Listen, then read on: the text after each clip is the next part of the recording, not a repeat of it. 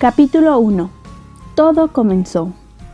Mi vida inició el 1 de septiembre del año de 1980. Nací en la maternidad Conchita en la ciudad de La Furia, mejor conocida como Monterrey, en Nuevo León, México. Sé que esa maternidad no tenía un gran nombre, pero te puedo prometer que se trataba de lo mejor que la ciudad podía ofrecer en aquellas épocas. Vine al mundo como el hijo primogénito, el modelo a seguir, el más chiflado de la familia, al que todo el mundo quería. Pero si quieres que te cuente la verdad, tampoco recuerdo mucho. Si alguien dice que se acuerda de cuando tenía 2 años y lo llevaron a sabe dónde, es mentira. Esa persona debe ser tachada de mentirosa. Y lo peor que hay en esta vida es un mentiroso. Bueno, no, lo peor es un pedófilo, pero mentiroso es lo segundo peor. Pedófilo 1, mentiroso 2. El primer recuerdo que guardo en la memoria es cuando mi hermano menor Evaristo nació. Yo acababa de cumplir 3 años. Estaba siendo cargado por mi padre, viendo las cunas de los recién nacidos, y ahí estaba el pequeñuelo, ese que muchos años después se convertiría en un empresario exitoso, con muchos reconocimientos y con una familia feliz. Al momento de escribir esto, ninguna de las expectativas anteriores se han cumplido, pero te estoy tirando buen augurio, hermano. Recuerdo que luego me la pasaba mucho con mi hermanito. Cuando yo invitaba amigos a la casa, nos seguía a todos lados, tanto que muchas veces lo corría y lo hacía llorar. En ese entonces no me sentía mal y pensaba que estaba comportándome como alguien sensato, pero ahora ya lo pienso bien y te pido perdón, hermano. Me gustó mucho haber pasado todo ese tiempo juntos, jugando a los Thundercats y a Nintendo, viendo las Tortugas Ninja y demás. Nos peleábamos seguido, pero creo que eso era normal. Nuestros padres se divorciaron en un momento muy temprano de nuestras vidas. Yo tenía 5 o 6 años, no recuerdo bien. Fue una etapa muy fuerte y muy dañina en mi vida de morrito. Mi padre se tuvo que salir de la casa y nos quedamos con mi mamá. Después de la separación no podíamos verlo a él y eso me dolía mucho. Recuerdo una vez en especial, cuando se apareció fuera de la reja de la casa. Tocó el timbre, abrí la puerta, me emocioné y salí. Pero nada más podía agarrarle la mano a través de la reja. Salió mi madre y me empezó a jalar mientras yo lloraba porque no sabía cuándo iba a volver a ver a mi papá. La verdad no entendía qué estaba pasando y le echaba la culpa a mi mamá de prohibirle a mi papá ver a sus hijos, o al revés, de prohibirnos a nosotros ver a su papá. No me acuerdo si lloré por mucho o por poco tiempo, pero lo extrañaba y no había nada que pudiera hacer. Ahora, ya teniendo conocimiento de algunas circunstancias legales, entiendo que no fue que mi mamá no nos dejara verlo, sino que mi papá estaba legalmente imposibilitado para vernos. No sé cómo se negoció o cómo acabó todo esto, pero el caso es que en cierto momento ya podíamos ver a mi padre. Te puedo jurar que cada fin de semana nos llevaba a Laredo, Texas. Nos quedábamos en Hilton, que está cerca del río Bravo, y nos llevaba a cenar al restaurante que estaba en el último piso del hotel. Se veía toda la ciudad desde allí. En la tarde nos llevaba al centro comercial, donde siempre nos compraba un juego nuevo de Nintendo, algunos juguetes como He-Man o monitos de la lucha libre americana como Hulk, Ultimate Warrior y Undertaker. Sí, ya existía este vato en aquellos tiempos. Creo que si comparo cómo la paso en mis fines de semana actuales, lleno de alcohol, fiestas, mujeres, amigos y música fuerte, con cómo me la pasaba de niño en los fines de semana junto a mi papá en Laredo, ganaría fácil los de mi infancia. Yo era el niño más feliz del mundo con mi papá. Afortunadamente tengo bastantes fotos de esa época, la cual vivirán conmigo por muchos años más. Claro que a mi mamá le toca la peor parte. Llegábamos a Monterrey un domingo en la noche y al día siguiente nos tenía que despertar para ir al colegio. Y la verdad sí éramos unos hijos de la fregada. A mi mamá le tocó tomar el rol de la mala, pero yo sé que era necesario que así lo hiciera. Y por eso la amo, por habérsela rifado por nosotros en el día a día. Le tengo mucho respeto y admiración por haber aguantado sola a los 2 diablos que nada más le ponían gorro. Y mira que acabó criando a 2 tipazos. La educación que mis padres me dieron fue el primer nivel. Estuve en el mejor colegio de la ciudad en aquella época, llamado el Instituto Irlandés de Monterrey. La verdad no sé por qué agarraron ese gentilicio irlandés. pues lo único que tenía mi escuela en común con los que dicen que representan a Irlanda era el uniforme de deportes que tenía color verde y en el logo aparecía la figura de un trébol.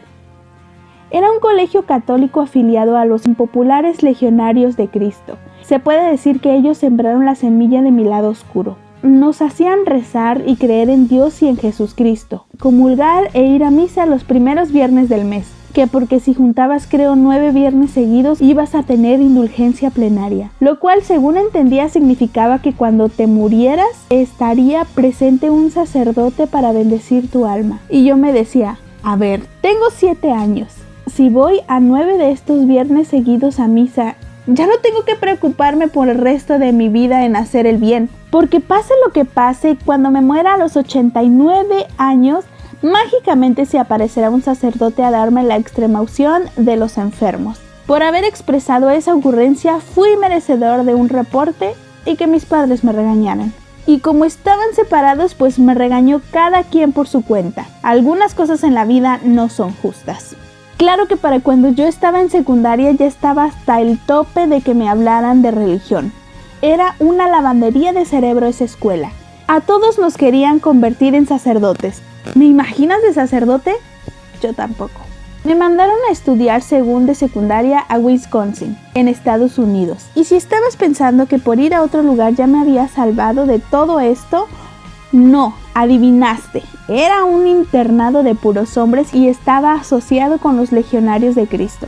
Ahí fue donde exploté. Misa diaria a las 6 de la mañana, con las tripas crujiendo porque a un lado de la capilla estaba el comedor y llegaba el olor de tocino y de los huevos revueltos. Me convencieron con mentiras a inscribirme en una banda musical del colegio, pero no me imagines todavía de rockero en un escenario. Era una banda de trompetas, trombos, tumba y todas esas vainas. El máximo evento que tenían pensado para nosotros era ir a Cognitive, a dar un concierto en un seminario de sacerdotes. Yo tocaba el trombón, uno que me acabé quedando y que tal vez esté por aquí en mi casa, o tal vez se lo haya prestado a alguien.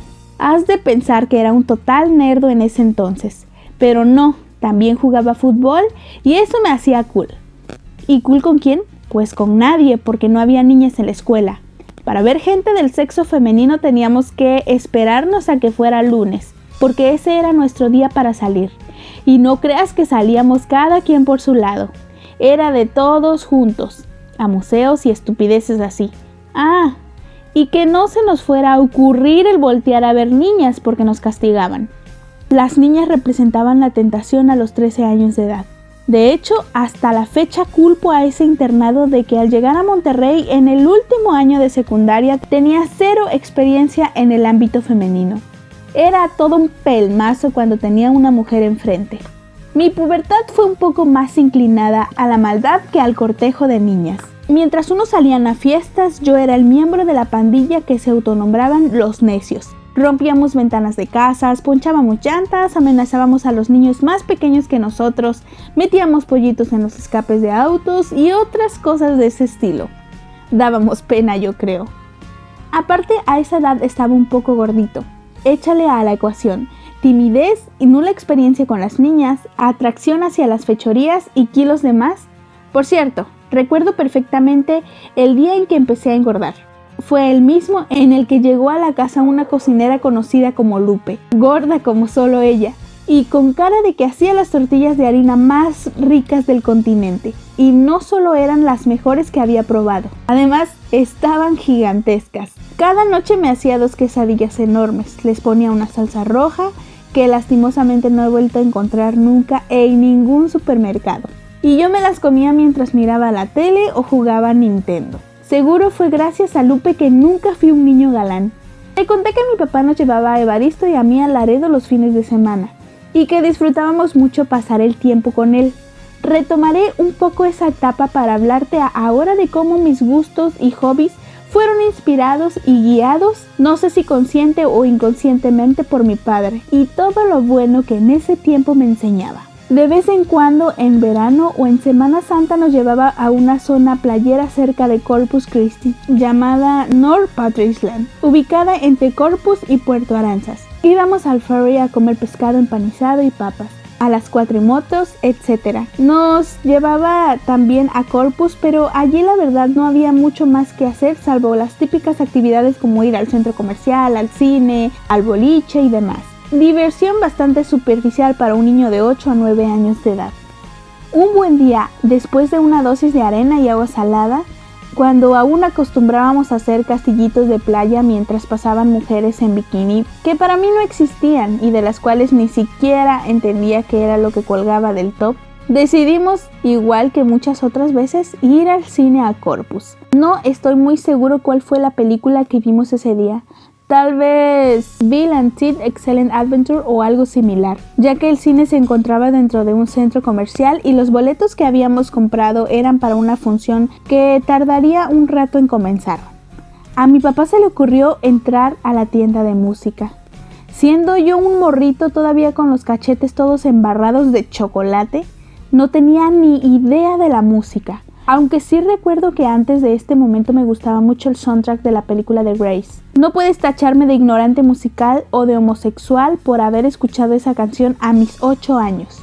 A los 8 años no conocía más, pero esa noche en el mall de Corpus Christi, en el año de 1989, ocurrió algo mágico que lo cambiaría todo. Te has de preguntar que cómo me acuerdo de esa noche exactamente y tanto de esa época. Esos viajes me marcaron demasiado. Eran la parte alta de mi vida. Eran lo que yo esperaba todo el año. Y es por eso que se imprimieron en mi memoria con tinta indeleble. En fin, en la tienda de música mi padre me preguntó si quería algún cassette. Y pues por supuesto que yo quería alguno. El problema era que no tenía idea de cuál. No sabía ni quién era Michael Jackson, no conocía a los Beatles ni nada. Entonces don José tomó 2 cassettes. No sé si al azar, por gusto, recomendación o cómo. Pero terminaron siendo Destroyer de Kiss y Concerto de Alice Cooper. Esas 2 cajitas de plástico cambiaron mi vida. No podía dejar de escuchar a Kiss. Se me hacía perfecto. Hasta se lo ponía a mi hermanito y entre los dos tarareábamos la letra aunque no tuviéramos la más mínima idea de qué era lo que decía. Podían estar cantando de cómo hacerle el amor a una prostituta y nosotros la cantábamos a todo pulmón pensando que hablaba totalmente de otra cosa. Por ejemplo, una canción de Poison que conocí poco más tarde y que se llamaba Puedes ver pero no puedes tocar. Pensaba yo que hablaba de una tienda de aparatos electrónicos donde podías ver televisiones pero no podías tocarlas. Así me pasaba de niño siempre. Ya cuando crecí me di cuenta que esa canción que tanto cantaba de pibe tenía un contenido sexual alto. Me di cuenta de que fui educada sexualmente por rockeros de los 80. Aún conservo el álbum de Alice Cooper. De hecho, era el que más me gustaba de los 2 que me compró mi papá. Kiss también me gustaba. Destroyer me gustaba mucho. Pero si mi memoria no me falla, Alice Cooper me marcó en mayor medida. Y por esos 2 álbumes empecé a conocer más bandas similares. Poison, Cinderella, Queen, Mötley Crüe, Bon Jovi, Warren, etc. De los cuales mi padre con mucho gusto me compraba los discos, pues le gustaba que gracias a él había encontrado un interés nuevo. Mi primer concierto fue de Bon Jovi. No recuerdo el año, pero yo estaba igual de morro. Fue en el Estadio Tecnológico, mejor conocido por el fútbol de gran nivel que tiene lugar ahí cada 15 días. Estuvimos en cancha, esa sección donde todo el mundo está parado. No recuerdo a quién escuché decir, ¿cómo que van a ir a cancha? Ahí es donde van los drogadictos. Va a estar muy peligroso que vaya un niño de 10 años. Pero yo iba con mi papá y él me iba a defender de cualquier gañán que quisiera robarme u ofrecerme un pase de cocaína. Recuerdo que me la pasé sentado en el hombro de mi papá, porque pues de otro modo no iba a poder ver el concierto. Estábamos un poco alejados del escenario y nos tuvimos que ir antes, exactamente en la canción Blood in the Blood, del disco New Jersey, que era el que a mí me gustaba más. Lloré cuando mi papá me dijo que nos teníamos que retirar del lugar. Faltaban muchas canciones aún y yo no me quería ir sin escuchar Bad Medicine.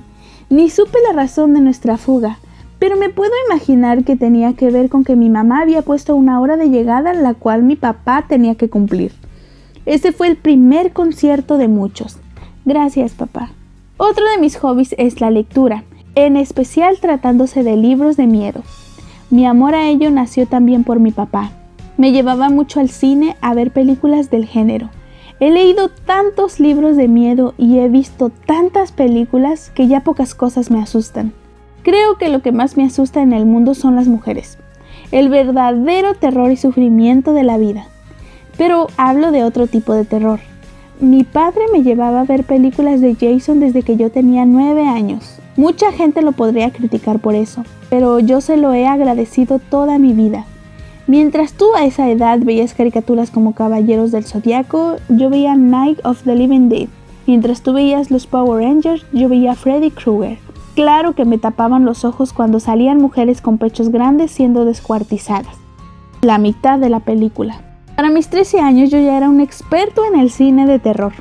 Hoy en día son muy pocas las películas del género que me despiertan alguna emoción. Por ejemplo, nunca he sido muy fan de los zombies. Y vaya que hay muchas películas modernas de esos seres de ultratumba. Yo era más bien fan de los vampiros, seres misteriosos, inmortales y poderosos, pero llenos de sufrimiento y carentes de amor. Y digo que era fan porque desde que llegó la saga de Crepúsculo, parece que toda la comunidad vampírica se arruinó. La forma en la que llegó Crepúsculo, particularmente para mí, es algo que hasta la fecha no supero. Me enoja, decepciona y duele. Pues ahora cualquier cosa relacionada con vampiros nomás no puedo verla o leerla. Me llevaron a ver la película con mentiras, diciéndome que era una de terror con vampiros, hombres lobo y demás cosas que me gustaban. Quien me llevó al cine era mi entonces novia, la cual llamaré Julieta, solo para no embarrarla. A Julieta le atraían mucho los chick flicks. 90 minutos de ya sabemos cómo va a acabar todo, incluso antes de que empiece. La excusa perfecta para ir al cine a no ver la película, pero resultaba que ella sí quería ver la maldita pantalla. Conociendo a Julieta se me hacía muy ojón para ser paloma que de pronto me dijera que había salido una de terror que sí quería ver. Bueno, resulta que entramos al cine y me encuentro con una familia de vampiros que juegan béisbol y brillan como diamantes en lugar de quemarse ante la luz del sol. Todo dentro de una película romántica de preparatoria con apenas unos tintes sobrenaturales. Ya te había dicho cómo quedé luego de eso. De hecho, no le hablé a Julieta en 3 semanas. Para acabarla, mucha gente piensa que la canción de Panda llamada El Cuello Perfecto fue inspirada por la saga de Crepúsculo. ¿Por qué no decir que me inspiré en Drácula de Bram Stoker? ¿O en Nosferatu? ¿O en Bela Lugosi y sus personajes? La verdadera historia es esta. En septiembre del año 2008 me fui a un retiro para inspirarme al noreste de los Estados Unidos para escribir Poetics, el 5º disco de la banda. Más adelante te hablaré a fondo de esto, por lo que ahora toca. El disco tiene como tema los pecados capitales. Al toparme con la avaricia se me complicó un poco, y fue entonces que se me ocurrió realizar una analogía con el vampiro y con la leyenda que lo envuelve y que lo refleja como un ser avaro que quita y vuelve a quitar, alimentándose de la sangre, la inseguridad, el fracaso y el miedo a las personas. Crepúsculo no tiene nada que ver con esto. Crepúsculo es puro amor romántico y su boom además ocurrió mucho tiempo después de la fecha que te mencioné. Entonces, para dejarlo claro de una vez por todas, El Cuello Perfecto no está inspirada en Crepúsculo. Gracias. Regresando a la película y a los libros que sí me gustan y fueron influencia para mí, soy un arduo fan del autor Stephen King, el famoso escritor de novelas e historias al que se le conoce como el maestro del horror, aunque tiene muchos libros que no son precisamente de horror, y yo prefiero llamarles oscuros. Se podría decir que he leído el 90% de sus obras, y si a alguien admiro de verdad por su trabajo en general, es a él. Tiene una habilidad sobrenatural de descripción, de crear una vida a los personajes, de hacer que te identifiques con ellos, de profundizar en lo más siniestro del alma humana, de usar tu peor miedo en tu contra, usando tanto a gente común como fantasmas, monstruos de otra dimensión, asesinos y mujeres psicópatas. Otra cosa que me fascina de King es cómo relaciona todos sus libros uno con otro.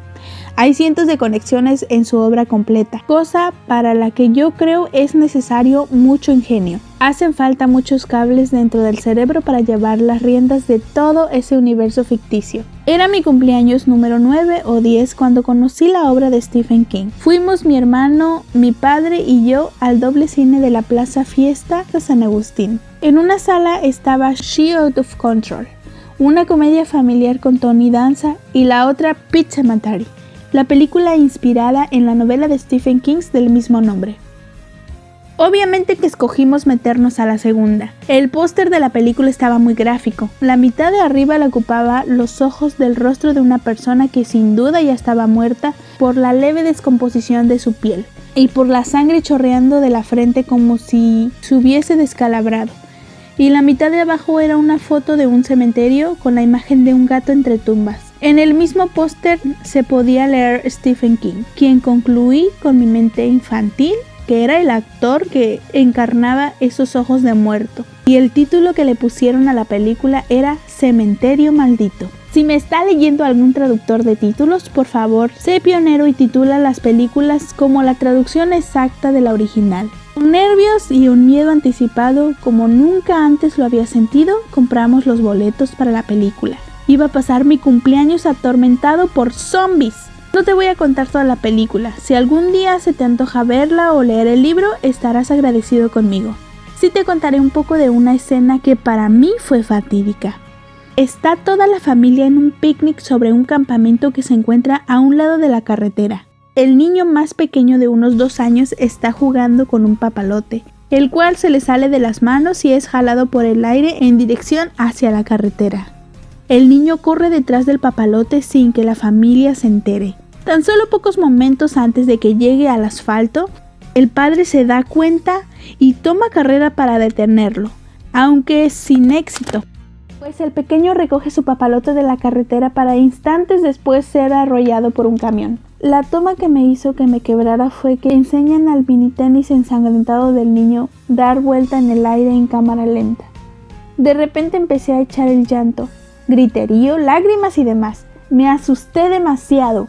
Me traumó un poco la escena. Te reto que si tienes 10 años, dejes el libro para colorear que estás usando en estos momentos y te metas al cine a ver esta película y no te traumes.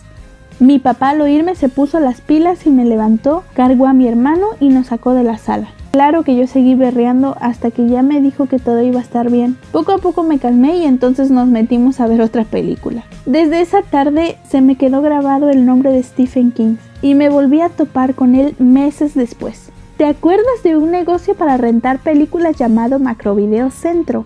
Yo sí, y es triste porque quiere decir que soy viejo y no he encontrado nada aún. Bueno, pues en una de mis idas en bicicleta a ver qué rentaba, me topé en la sección de terror con ese nombre del diablo. Pero ahora, en vez de unos ojos y un cementerio, la portada mostraba a un payaso tenebroso con manos de monstruo y decía eso. Igual, inspirada en un libro de Stephen King. Con sed de revancha la renté. Ahora sí iba a vencer al señor este. Esto ya era personal.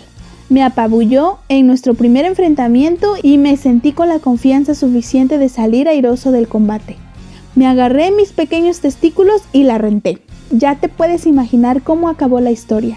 Sábado por la noche, pizza a domicilio, luces apagadas. El primer golpe fue de King. La película duraba 4 horas. Sí, 4 horas de estar al filo de la silla en espera de un susto más. Me acabé la pizza yo solo de la ansiedad que me estaba causando el payaso Pennywise. Tuve que poner la película en pausa, ir a la cocina a agarrar aire, ver qué estaba haciendo mi hermano y en general distraerme un poco para volverla a poner. Esto no era posible. Escena tras escena se ponía la película mucho más densa. Por ejemplo, la escena en la regadera del colegio no me la pude sacar de la cabeza. Me acosté esa noche con la puerta del baño abierta y en la oscuridad estaba esperando a que saliera el maldito payaso del drenaje. Fue una noche que quisiera olvidar, pero no he podido. Después de unos meses me enteré que Stephen King era el autor de los libros de terror que inspiraron a ambas películas.